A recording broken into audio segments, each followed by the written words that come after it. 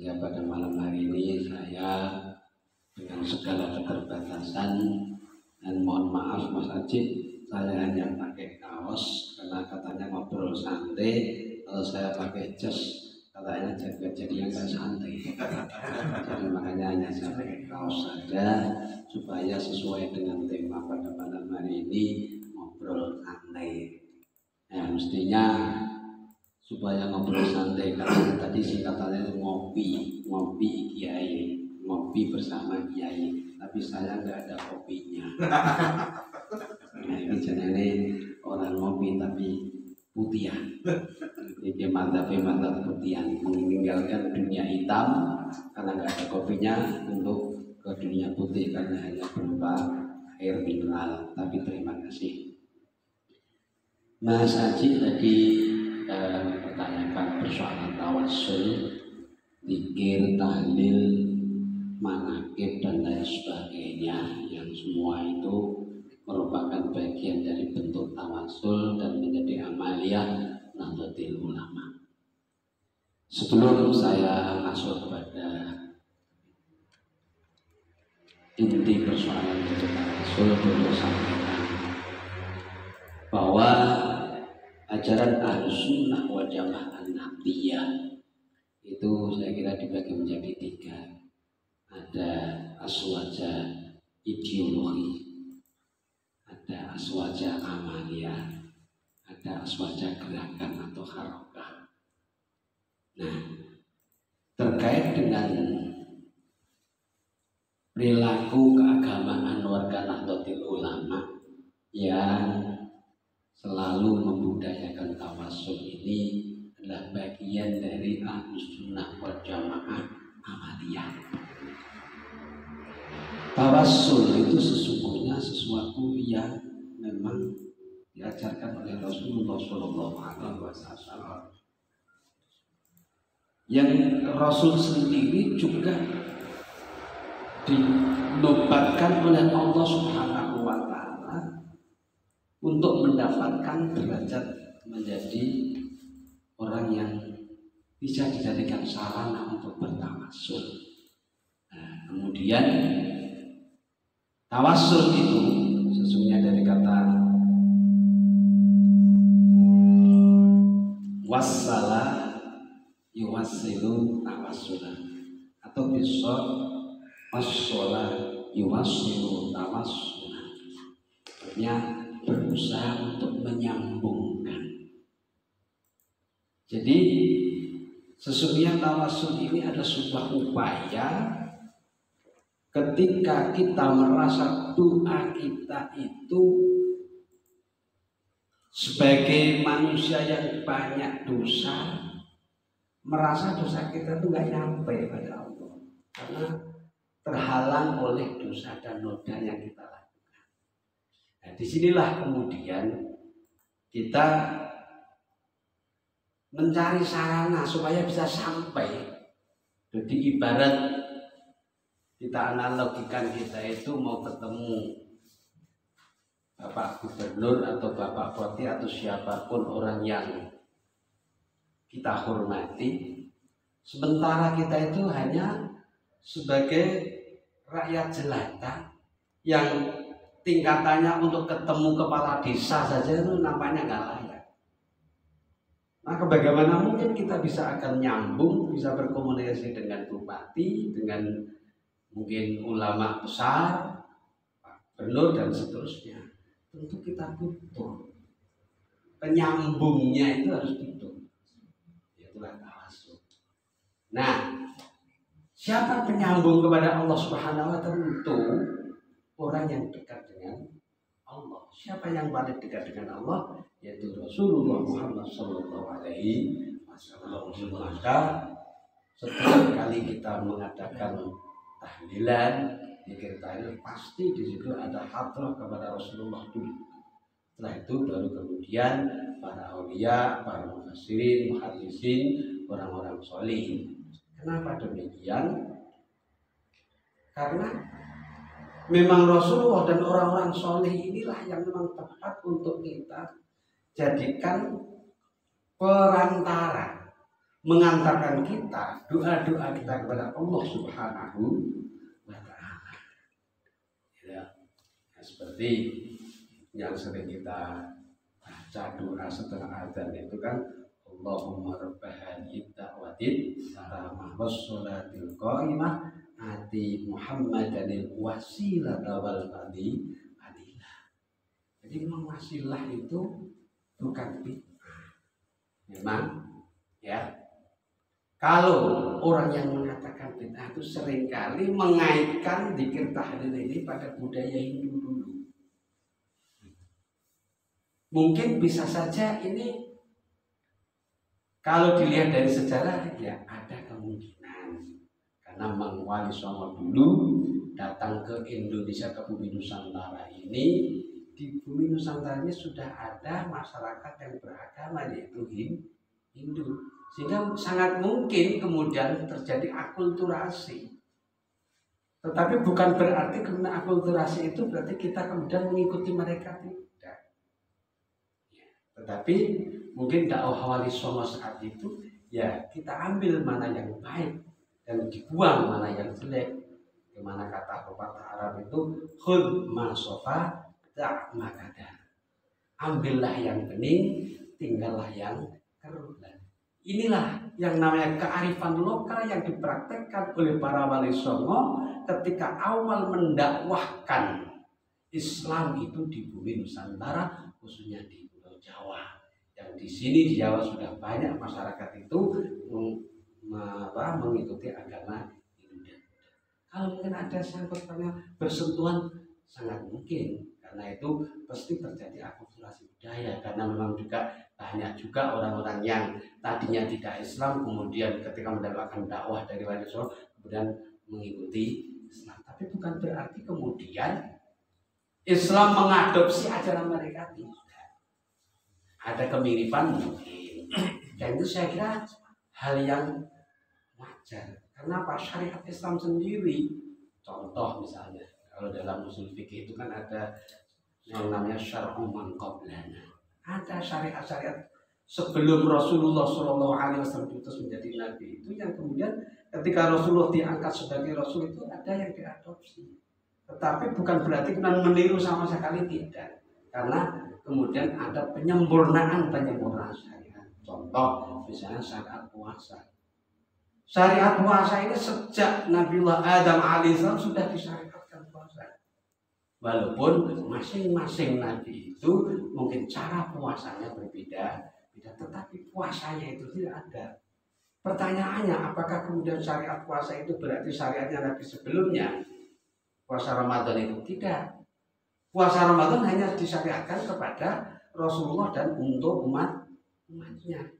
Bahwa puasa itu juga disyariatkan kepada Nabi sebelum Rasul, iya. Tetapi untuk Rasulullah dan umatnya yang disyariatkan adalah puasa Ramadan. Contohnya seperti itu. Bisa saja mungkin tradisi-tradisi tahlilan itu dulu pada zaman Hindu mungkin ada perkumpulan-perkumpulan yang namanya, kalau di Indonesia ada yang namanya kenduri. Gitu, ada yang namanya selamatan dan seterusnya, bisa saja. Tetapi sesungguhnya satu hal yang berbeda apa yang dilakukan oleh Islam, yang kemudian muncul satu amaliyah yang namanya tahlil, yang kemudian karena tahlil itu kemudian sudah menjadi membudaya di kalangan kaum muslimin, kemudian istilahnya ada tahlilan. Tetapi akhiratan dalam tahlilan ini beda dengan akhiratan dalam permainan, bal-balan, dolanan, omong-omongan, beda. Itu annya itu menunjukkan bahwa itu main-main. Jangan disamakan, gitu kan? Jangan disamakan. Dan nanti kalau setiap yang akhirannya an itu dianggap dolanan, dan nanti gimana dengan sarungan? Nah, kalau kemudian tahlilan karena akhirannya ada an kemudian disamakan dengan dolanan, kemudian dianggap itu bid'ah dan tidak ada ajaran dari Rasul, terus gimana sarungan? Orang yang membedakan tahlilan hanya alasannya karena belakangnya an, maka ya dia jangan sarungan, jangan katoan, udo wae, kelambenan. Ada kelambenan, sarungan, katoan, celonoan, itu artinya apa? Artinya memakai. Lah tahlilan ini tidak, artinya bukan main-main dengan tahlil, tidak, tetapi tahlilan itu membudayakan pembacaan tahlil. Nah kalau namanya membaca tahlil, ya saya kira itu merupakan syariat yang disyariatkan oleh Allah Subhanahu wa Ta'ala. Karena di dalam Al-Quran sendiri sudah dikatakan ala bidzikrillah tatma'innul alladzina amanu wa tatma'innu qulubuhum bidzikrillah ala bidzikrillah tatma'innul qulub. Jelas. Ini tahlil itu bagian pada zikir, ingat kepada Allah Subhanahu wa Ta'ala. Nah, ini yang pertama, tawasul. Di mana di dalam tawasulan yang kemudian muncul sebuah budaya yang namanya tahlilan ini juga dalam rangka untuk mendoakan kepada arwah-arwah leluhur. Pertanyaannya, sampai apa tidak doa itu kepada yang lain? Saya katakan dan saya tegaskan ini, sampai. Ada dalilnya, ada. Satu hadis yang sahih yang ulama manapun mengatakan bahwa hadis sahih, yaitu satu hadis idza mata ibnu adama in qata'a amaluhu illa min thalathin shadaqatin jariyatin aw ilmin yuntafa'u bihi aw waladin shalihin yad'u. Yang akan saya sampaikan adalah yang ketiga, aw waladin shalihin yad'u. 3 amal yang tidak akan terputus, salah satunya adalah waladin sholihin yad'u, anak solih yang mendoakan kepada orang tuanya yang sudah meninggal. Kalau doa anak soleh itu tidak sampai kepada mayit, tentu Rasul tidak akan mengatakan waladin sholihin yad'u. Ini yang pertama. Yang kedua, kalau mendoakan mayit itu tidak sampai, tentu di dalam sholat jenazah tidak ada doa untuk mayit. Tapi nyatanya itu syariat. Di dalam sholat jenazah pasti setelah takbir yang ketiga, doanya apa? Allahumma ighfir lahu warhamhu wa'afihi wa'falhu. Ini doa untuk mayit. Untuk apa gunanya doa ini disyariatkan? Kalau doa itu tidak nyampe, berarti orang yang mengatakan doa tidak sampai sama halnya menyatakan bahwa doa di dalam sholat jenazah itu juga tidak sampai. Kalau doa dalam jenazah itu dianggap tidak sampai, padahal itu syariat, berarti sama halnya tidak percaya dengan syariat. Kalau tidak percaya dengan syariat, ya Allah alam itu jadinya seperti apa? Nah disinilah maka Nahdlatul Ulama sebagai organisasi terbesar di Indonesia, bahkan di dunia dan akhirat. Ya karena NU itu kan adanya di Indonesia, di dunia dan akhirat. Ya insya Allah dia dengan mempertahankan ahlus sunnah wal jamaah amaliyah ini merupakan satu apresiasi terhadap syariat yang telah ditetapkan oleh Rasulullah Muhammad Sallallahu Alaihi Wasallam. Dan insya Allah Nahdlatul Ulama yang kira-kira cara mengamalkan ahlus sunnah wal jamaah itu sesuai dengan ajaran Rasulullah. Saya kira itu masih luar biasa sekali penjelasan dari Bapak Kiai Maksum yang menarik tadi, mendeskripsikan tawasul sedemikian panjang dan lebar hingga menyampaikan bahwa tawasul itu sebuah alat untuk mendekatkan apa yang ingin kita dekatkan, hajat kita kepada Allah Subhanahu wa Ta'ala melalui orang-orang soleh. Namun muncul lagi pertanyaan yang sering ditanyakan, kenapa Rasulullah yang maksum masih kita doakan sih? Itu kan penting. Kenapa harus kita doakan? Terus siapa sih Syekh Abdul Qadir Jilani itu? Kenapa juga harus kita doakan? Dan kenapa NU punya tradisi menyebut sekian banyak para wali, asma-asma wali itu untuk di dalam doakan? Kita dengarkan jawaban beliau untuk mendapatkan pengetahuan tentang amalia yang kita lakukan. Terima kasih. Yang singkat padat mau ya? terima kasih. Ya harus singkat padat karena gratisan. Oh betul.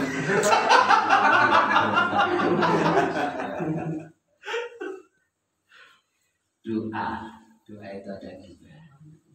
Ya memang secara harfiah doa itu kan berdasarkan meminta atau memanggil, karena dari kata satu akar kata dengan dakwah, memanggil atau mungkin ada kita berdoa itu kan memanggil Allah. Nah, ketika kenapa mendoakan Rasulullah. Ya orang berdoa itu tidak selalu karena yang didoakan itu butuh untuk didoakan. Ketika yang didoakan itu sudah tidak butuh untuk didoakan, itu sesungguhnya doa yang kita panjatkan itu dalam rangka untuk apa? Menunjukkan rasa mahabbah. Rasa mahabbah. Satu contoh misalnya tentang sholat. Quran jelas mengatakan, Innallaha wa malaikatahu yusholluna 'alan nabi ya ayyuhalladzina amanu shallu 'alaihi wa sallimu taslima. Allah memerintahkan untuk membaca sholawat. Shallu 'alaihi wa sallimu taslima. Bacalah sholawat kepada Rasul. Pada sholawat artinya apa? Kan memohon doa rahmat.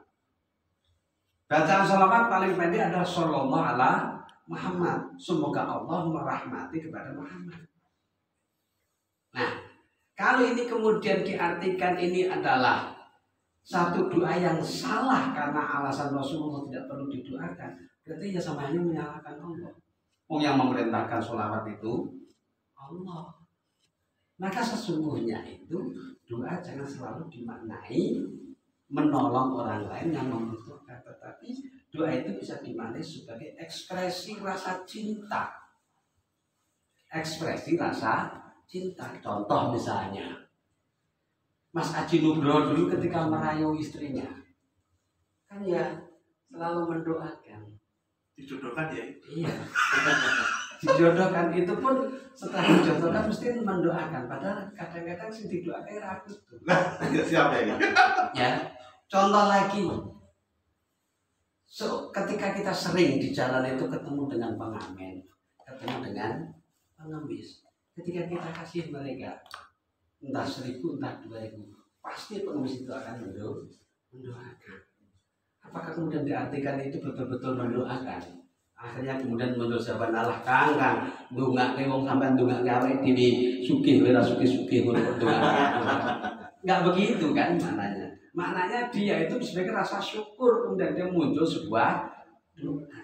Sehingga doa itu bisa dimaknai memang betul menolong orang untuk didoakan sesuai dengan apa yang dia inginkan. Bisa diartikan sebagai ungkapan rasa mahabbah dan juga yang ketiga bisa dimaknai doa itu sebagai ungkapan rasa syukur. Ya, ungkapan rasa syukur. Ketika Allah mengatakan ud'uni astajib lakum, apa mesti kita harus mendoa sesuatu yang kita butuhkan? Tidak butuh pun kita juga disunnahkan. Bahkan kalau kembali kepada al-aslu fil amril wujub, berdoa itu wajib. Hanya orang yang sombong saja yang tidak mau berdoa.